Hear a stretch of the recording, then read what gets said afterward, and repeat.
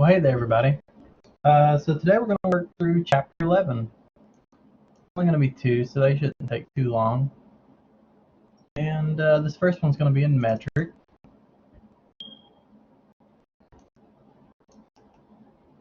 And we'll start at about 100, 100.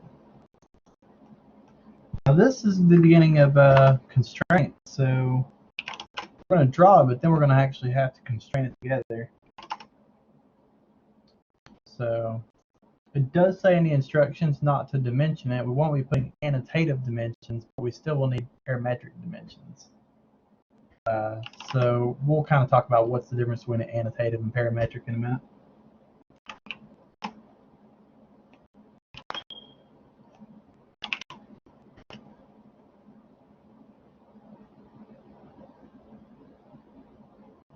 And then, you know, we kind of will just have a line that extends here. Alright, so from here, 60 across.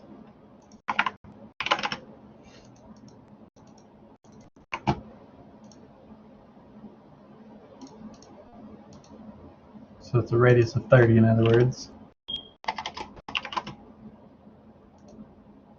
We got a diameter of 30.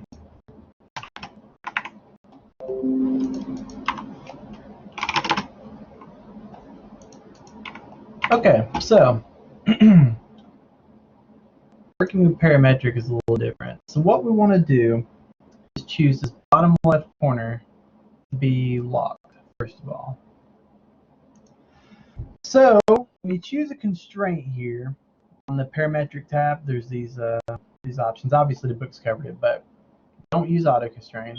But whenever you see this fix button, you can choose a red point to lock. We're only going to choose one. If you choose more than one, then obviously you're not really working in a parametric form. All it's trying to do, though, is when I grab a point, this moves fine, okay? But if I choose this one right here that we've locked, it doesn't move. Now, granted, this line does, but this one that I locked doesn't. What we're trying to do with these constraints is basically tie everything in together so that when I pull on something, it actually moves with the other something. So first and foremost, we're just going to say that each line connects to the other one. So now you see when I pull this one, it doesn't move. You also may notice this blue dot. So what I'm doing is literally saying this line's endpoint and this line's endpoint coincide. And now we've got that blue dot. So we're going to go through and just quickly add in all those coincidences. And I actually hit a midpoint by mistake there. So zoom in on that one. But basically we're going to do coincidence. Repeating the same process, as tedious as it is, all the way around. Again, you should be able to see the blue point that tells you easily that you're on the right track. And the circle is going to be a little different with how we constrain it compared to the rest, but we'll get there. So once you're all said and done, you should see blue points at every, meeting of two lines. So then we need to have these dimensional constraints. If you notice, we have on the annotate panel different signs without these locks. But what these mean is they will mention it, but they will also be controlling it. So like now, say I change this to 40, it actually adjusts the shape of the model. So it's pretty, convenient, needless to say. I don't know. I must have accidentally undid the drawing of it, but basically you'll place it and then it's editable. And we'll go through and do the same with the rest of these. Just enter. You can actually name those too, but I'm not too worried about that. Hit enter by mistake. Don't do that.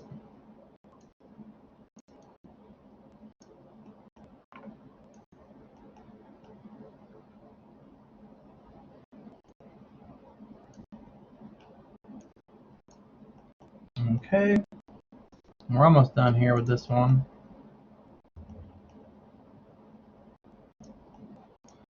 Now, I do want you to put the center mark in, so I'm going to take a moment and do that, and you'll see why in a minute. Now we'll go back and keep working on the parametric dimensions.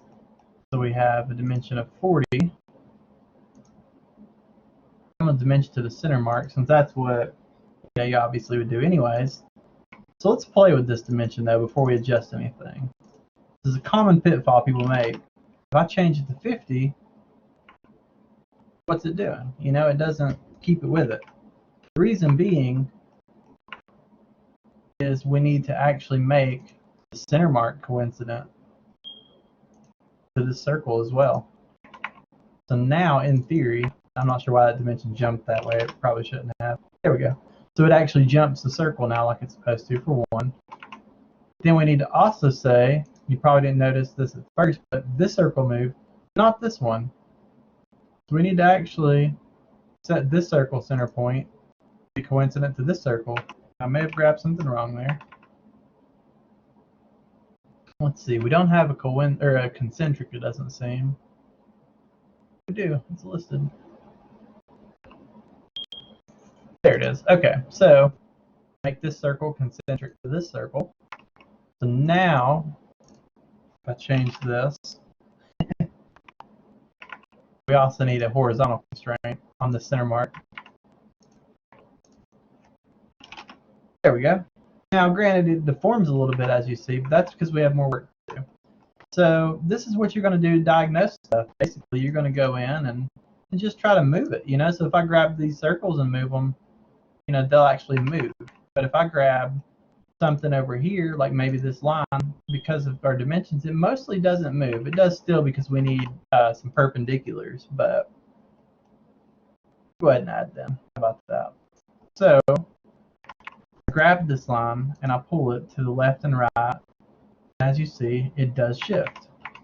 So that means I need to add a perpendicular here. So now when I grab this line, I can grab it. It still moves a little bit, but it moves together. So I can say that this bottom line is horizontal. Now it doesn't move. Okay, so let's just skip on along and grab another point. So it seems to move freely too.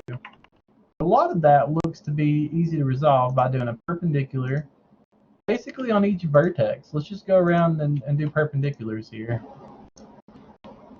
So, from each line to the next line, perpendicular. Now let's grab one of these lines. Doesn't move on this one.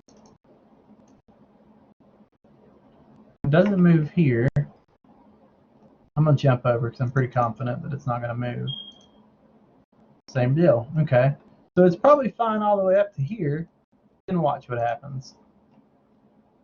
When I pull it, it kind of just flails. So we still need to locate this line because we haven't said that it's 5 from the bottom. So we can do a collinear, which will say that this line and this line are aligned. So now it does say it's 5 from here to here because it's here to here equals here and here. So then, obviously this circle should be tangent, which is the same case here. And now we should be getting pretty close to locating everything. Let's try grabbing it again. Notice it's not moving. Let's just play around a little more. Ah, see, we've got one there. Did it pop up, I wonder? Let's see.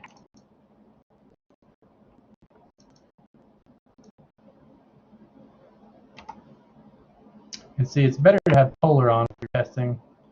That way you can see more of what's going on. Something moves, let's see. Looks to me like we may need a perpendicular here and here. And let's do one here and here. Now let's test it. Oh yeah, so we still need dimensions on these.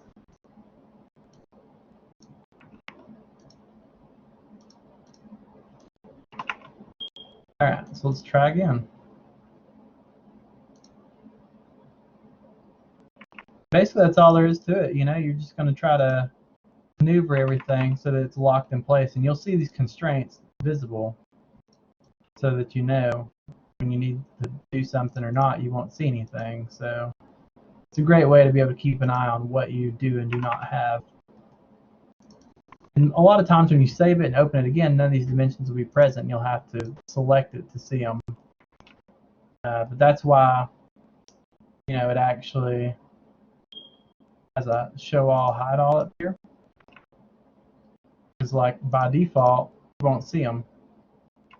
So that's why they have the annotative options, so you can actually see those. But if you turn them on, check this out. I can go in, make this 200, and it actually adjusts it. So it's really powerful.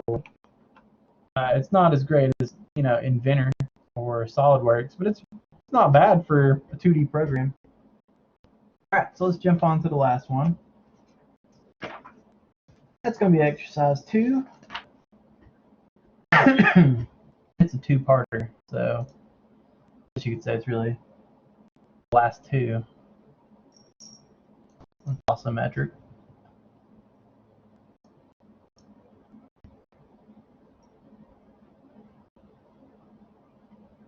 Okay, so we'll start, I guess, at 100, 100.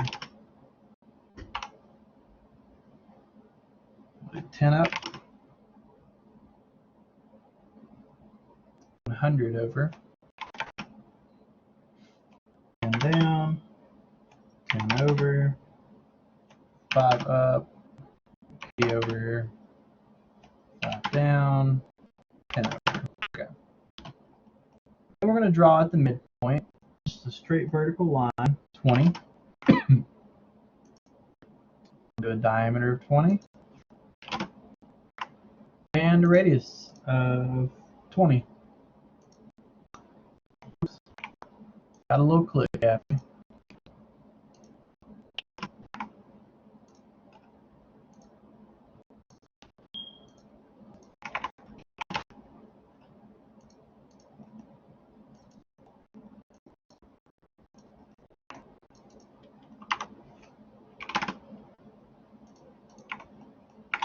Okay, so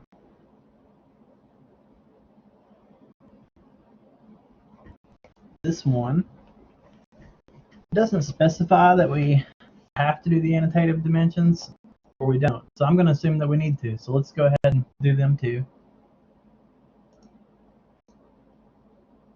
But first, let's put in our center mark. And let's put in all of our coincident constraints. We'll fix this bottom left corner.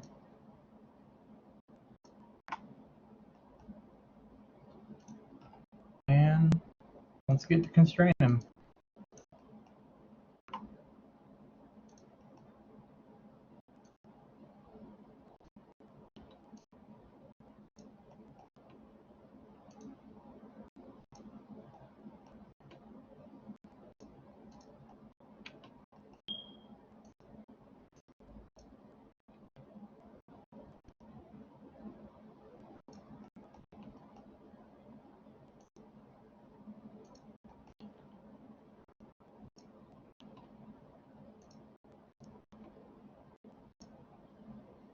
Notice that I'm hovering on the side closest to the point that I want. If you get too far away, you have that happen. You need to be on the closer half, or it'll choose the wrong red point to project to. Okay, so let's move this down. Now if we can do a point here, that'd be cool.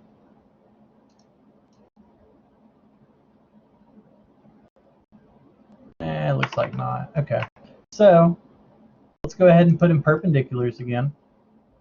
That way we can lock all these up. So we got that corner done,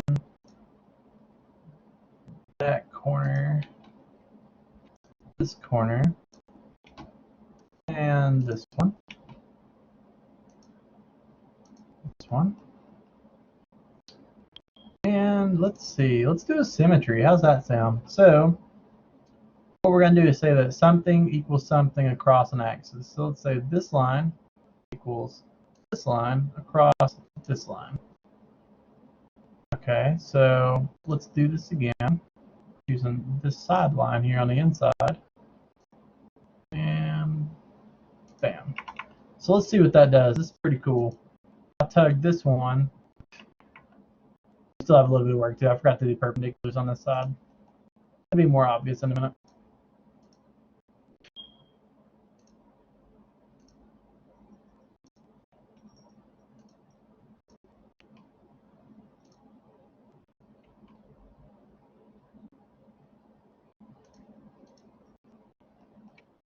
So the reason it won't let me apply this one here is because it's saying it would conflict.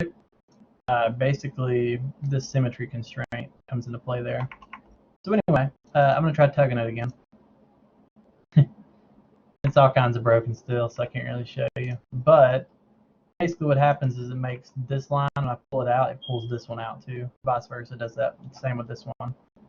So what I'm doing now, so that it doesn't jump around so much, is I'm going to say the bottom line is horizontal, and this line is aligned to that line, which is what collinear means. I'm going to do the same thing, saying that the bottom line is parallel to this line, which I don't need, so I'll say that this top line is parallel to this bottom line. I don't need that either. Okay. Well, we're going to say that this top line is collinear to this top line. And we'll go ahead and say that this circle is coincident to this circle.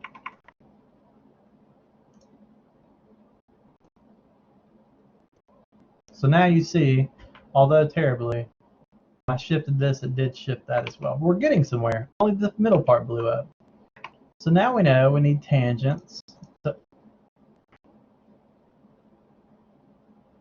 you can tell if I accidentally clicked auto constraint or not.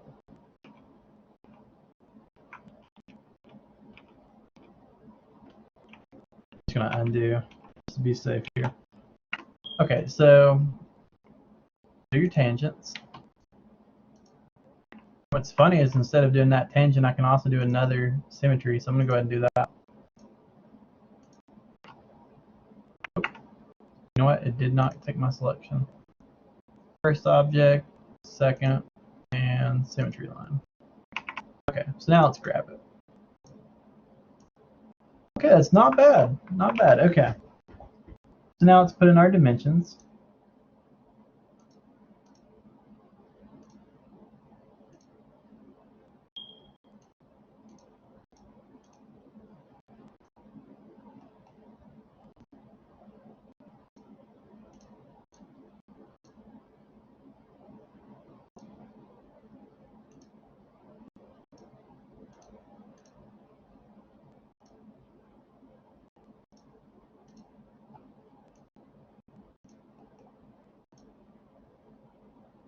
I don't know if we'll need this 80 dimension. I guess yeah, we would. Okay. What I was thinking. That should be it. Okay, so let's see. Let's start tugging on things and see what happens. Unfortunately, it's really the only way to really see is just to move it.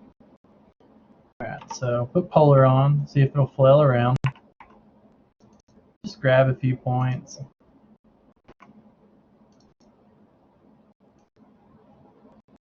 Looks like all may be well. Now granted, I bet you our center point will move around a little bit. Oh, okay, that does. We're missing that dimension.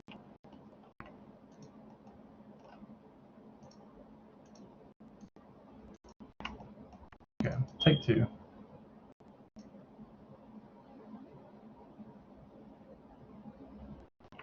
Alright, so the center point probably does move. That's okay because, you know, we just want it to extend. So yeah, this is fine. So now let's put in our annotations. Do a hide all.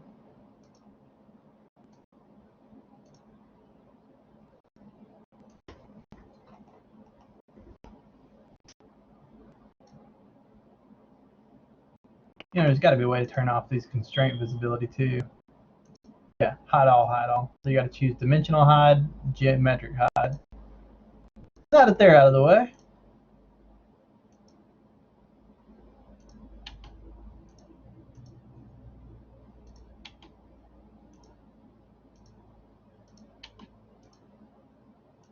We'll position these in a minute.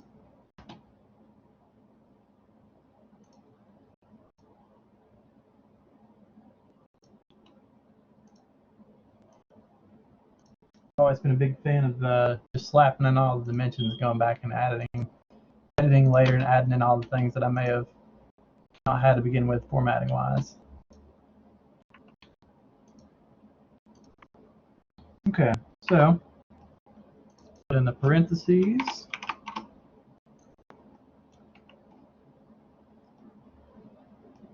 How did that one fit and this one didn't, you know? Crazy. Okay. We can do a dim break here. It's never a bad time. So we'll do a manual. We'll choose the actual arrow endpoint and here to delete that portion. Looks a little better. And we can move this 10. Yeah, that looks a lot better. Okay, so that's part 1. Now for part 2, and this one, you know, it's a little harder, but I guess I should mention actually. So say I did want to edit something like this. Here's the difference between an annotative and a parametric. So when I change this to 100, it grows, which is awesome. But your annotative dimensions are just literally for decoration but giving information. So they don't update like these do. So take note, you know, that different dimensions are for a different job. Okay, so I'm going to hide that again. We'll start this one over here somewhere. Let's see. How about,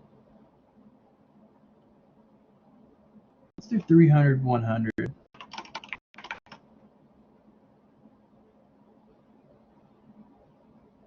Move 160 tall.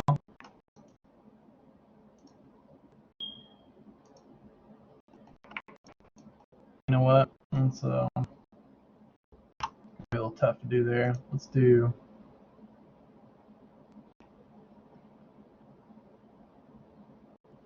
275, 75. Yeah, it's a little better.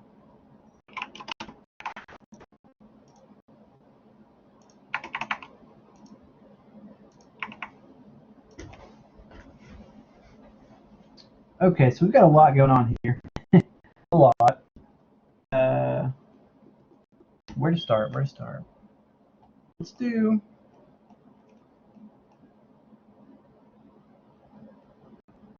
an offset 40. We'll just start at the bottom.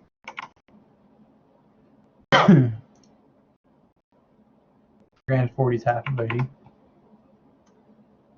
And we will do delete this line, a line that is 20 up.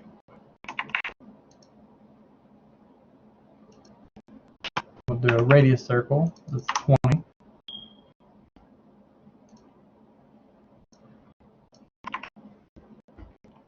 Go ahead and trim.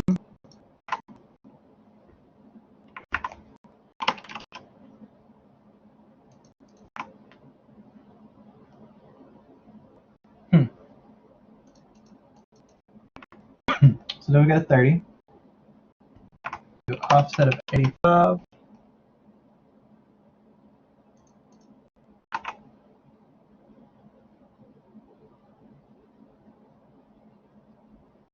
That's going to be the beginning of a fillet, it looks like.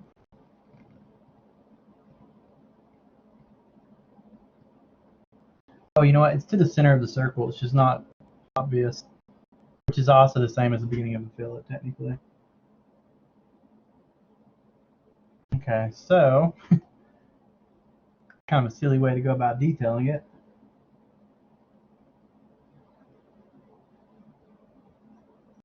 If you look closely, the diameter 60 dimension, it ties into one edge, another center, another center, another center, and then it ties back into that other 60 dimensions edge. So basically everything is tied to that 60 value for the most part. It's just not entirely clear. So, you know, we're kind of just going to have to finagle it for the most part, but, you know, we do have that given amount there.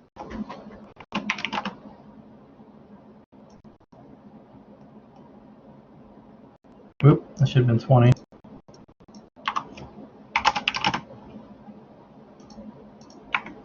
Okay, so this is our 85 line.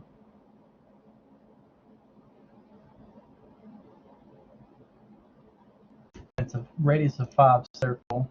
So what I can do is draw straight up 5. I'm just going to delete this for a minute.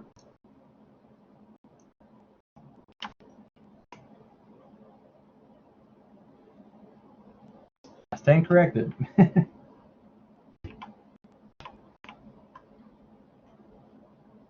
You know what? For now, we'll just ignore those. I think there's regular fillets. Okay, so offset 100.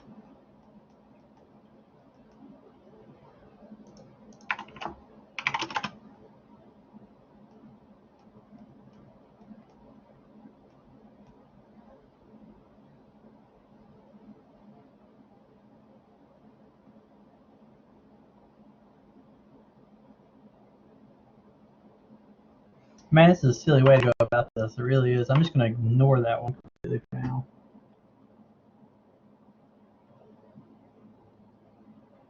All right, so what we've got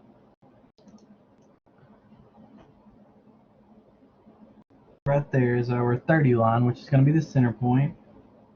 Then we need the 100 line. I believe that's what this was the 100 line. Yeah. So from here is going to be a radius of 10 circle. And then we actually need a radius of, or a offset line of 80, and a tan radius circle of 5 right here, which then should give us that 85 dimension. Right, okay.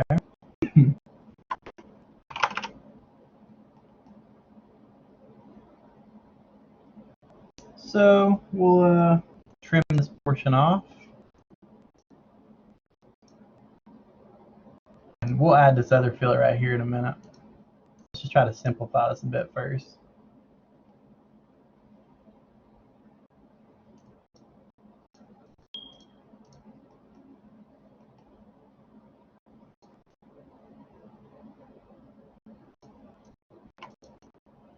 Okay, delete that.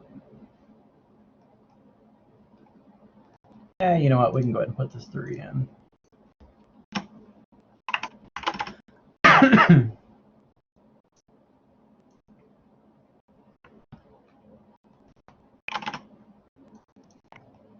Okay, so there's that. Now we've got line 125 from the bottom.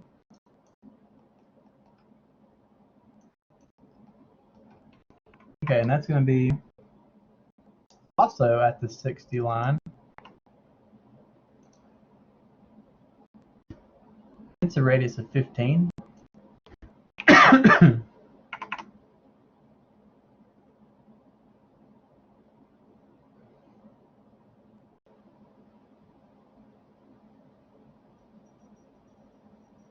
Let's see here.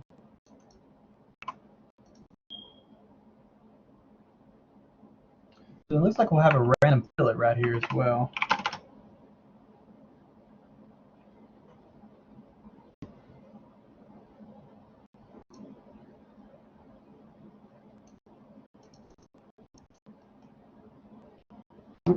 Need to trim this portion as well.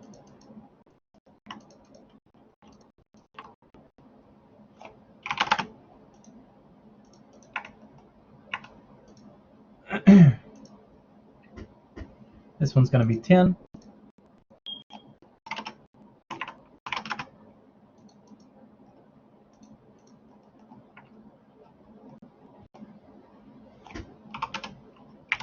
All right, and then we've got this little chunk cut off at the top here.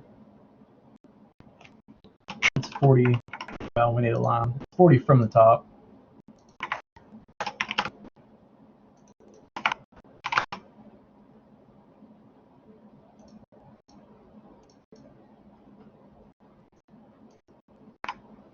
And let me just double check, make sure I got everything. This is obviously a very wonky part, so yeah, okay. So now let's constrain this one. We'll ground this bottom left point again, add in all the coincidence.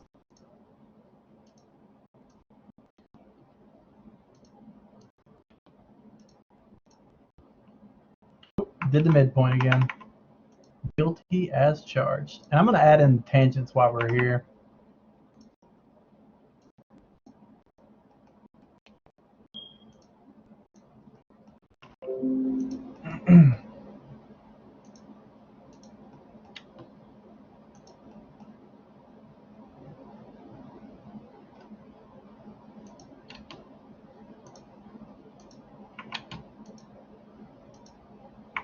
Let's put in our tangents again.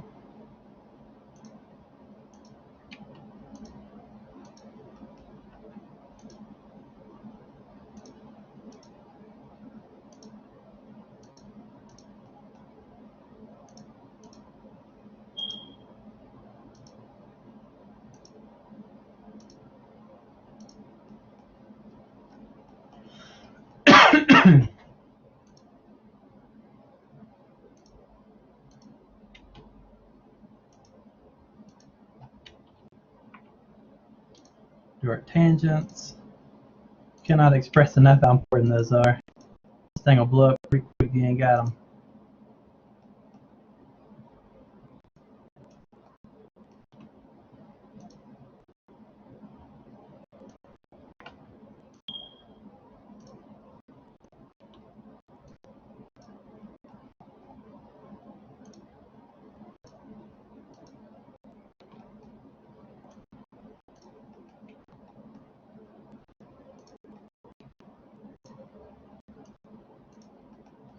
Yeah, this isn't a very fun thing doing these, especially if you're used to Inventor. It's slow and archaic. You don't usually have to make these coincidences like this, but you know, AutoCAD's a different beast. You just got to get used to it. Okay, so I'm going to go in and just make a horizontal, vertical, and then a bunch of parallels to those. So this one's parallel to this one to this one, this one to this one. Same here. Now I'm going to do the same for the bottom.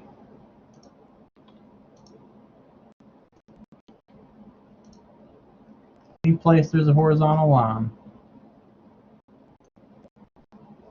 Okay, I think that's all of them. So, let's see what we can't do here. If we can do like a, it's gonna be bad. I can already tell.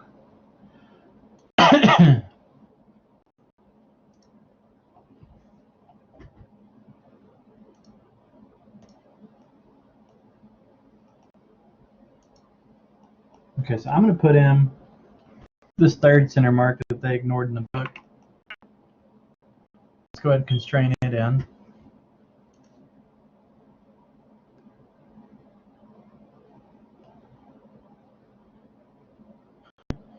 Easier said than done, it looks like. Okay, I wonder if we can. It might be why they didn't have it, honestly, because it's a bit of a pain to get in.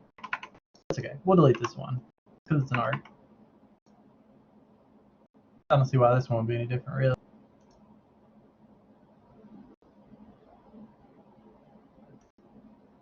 Okay, actually that worked out. So let's add it back. Sometimes you just gotta be willing to try stuff. All right, so coincident.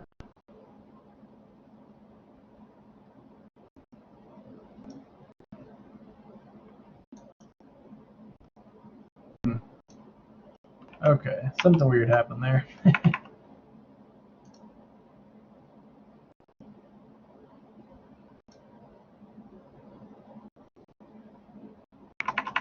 Okay, whatever. Screw that one. So, curious if we can do a constraint all the way up the line. You know, in Inventor, that's a pretty easy thing to do, but yeah, that's what I thought. It'll connect them, unfortunately, in AutoCAD. So let's just put in our dimensions and see what we can make happen. I promise that no matter how much people use AutoCAD, this is never going to be the default way that they use it. If you're going to do something like this, you would just go to Inventor, SolidWorks for sure. But you know, it's good to practice. You never know when you could need to do this, that's for sure. You never know.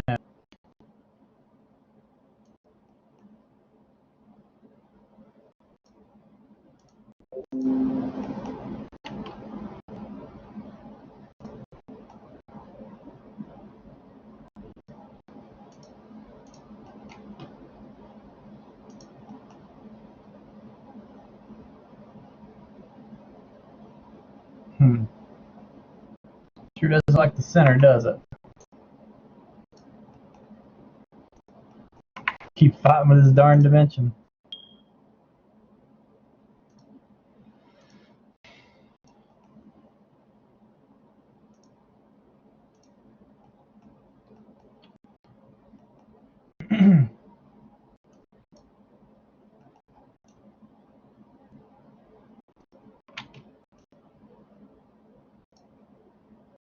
Oh, come on.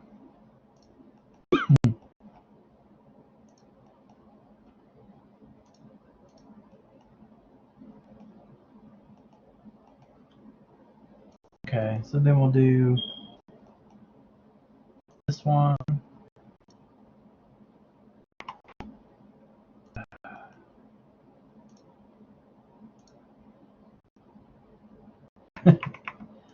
Best program ever.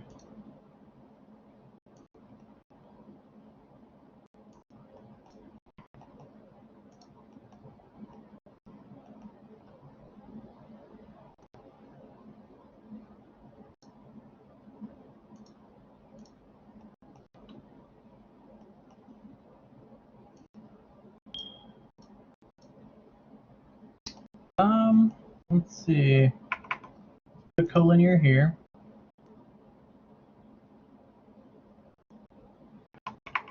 Alright, so let's tug around, see what's broken. There's definitely some stuff to do here, for sure.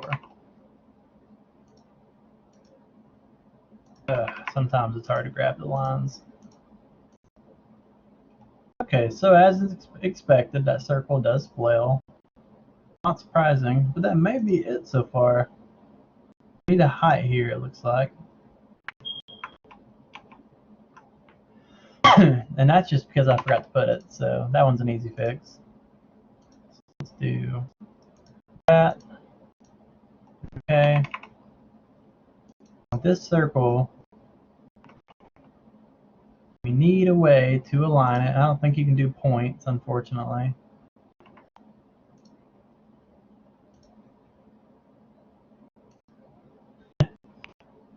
Perfect.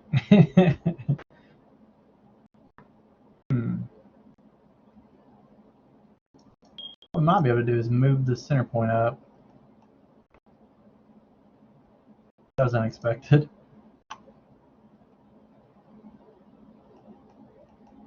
So what I'm thinking is snap.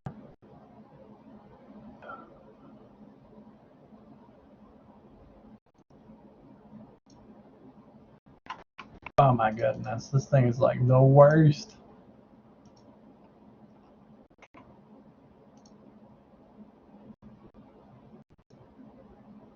Like, why is that what it does? It's not even close.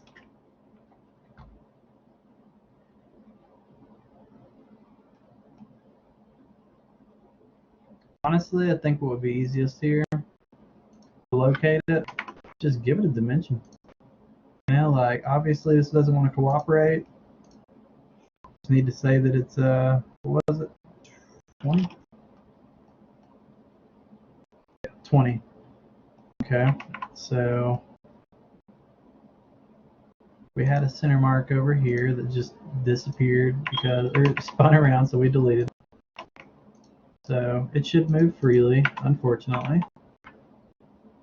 Now let's try to constrain it back into place.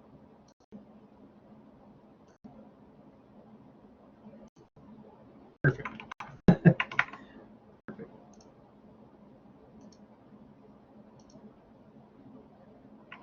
Okay, so let's try moving it again. It does weird stuff.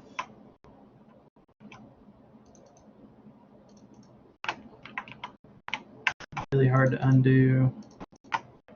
Okay.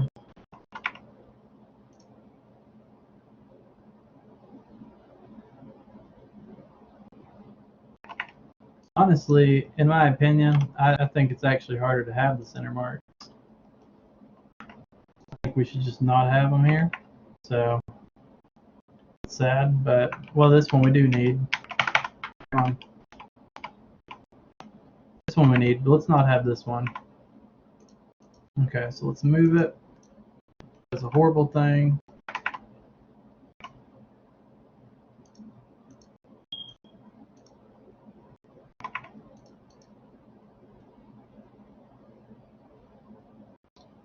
Okay.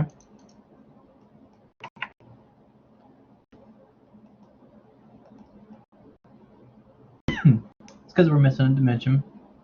Right when we deleted that earlier. Okay, so what we're going to do, instead of having that center mark, is dimension here to the beginning of that arc. That's more or less the same thing as dimensioning to the center, but it's a little, different intentions, but it's fine ultimately.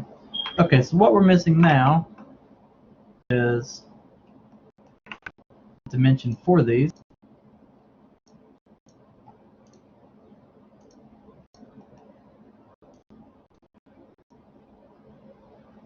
I guess they're all different. Yeah, okay, so.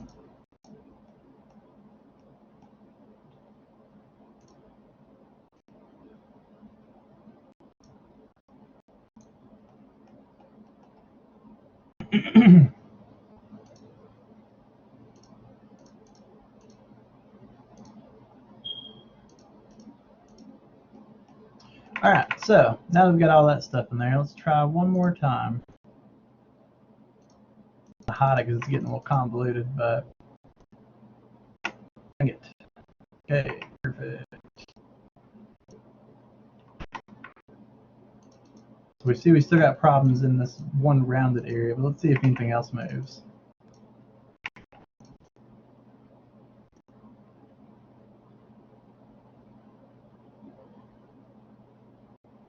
So it's like the width that dimension didn't take or something. Maybe I lost it earlier.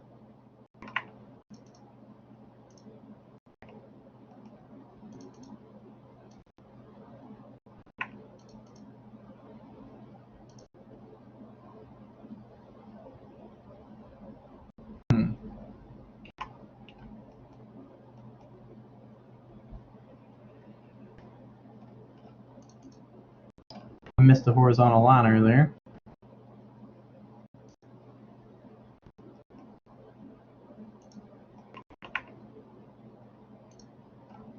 Try that again. Okay, so that fixed that.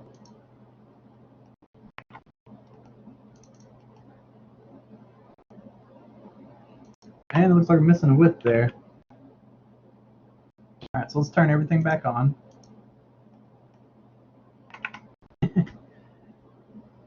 What is this width actually doing? I guess nothing.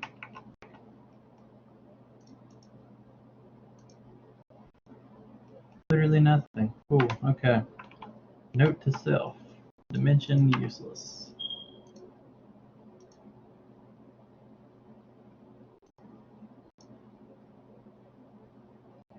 Well, that's weird, but okay, that works probably. Let's do it from down here. It'll let us. Yep. Okay, let's move it again. There we go. Cool, cool. So that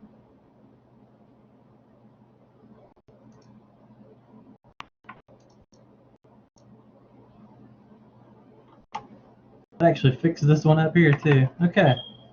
There we have it. That's why you only have 2 for this section to do. They're quite time consuming. But let's go ahead and slap dimensions in and we'll call this one a day.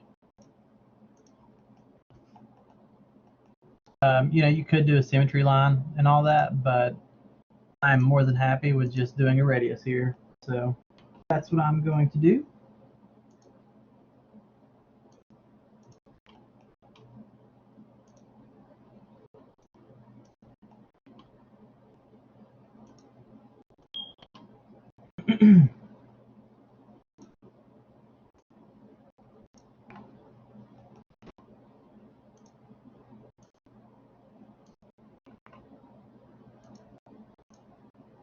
Just shift this one up. I think to make it look a little more tidy though, we'll drag this to the edge. If someone were trying to redraw this, it would make everybody's life a lot easier if they just had that line go further. Okay, let's do here, here, same place.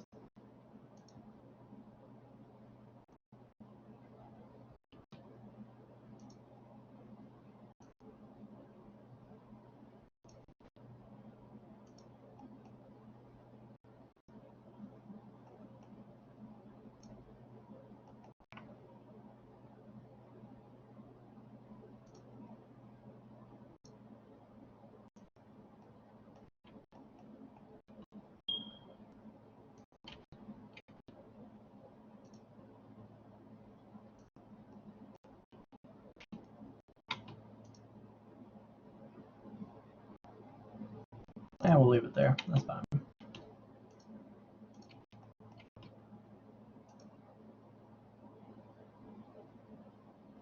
Sometimes it just doesn't want to work right.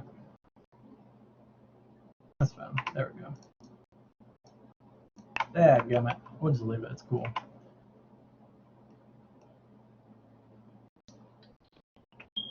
That may be it. Let me double check.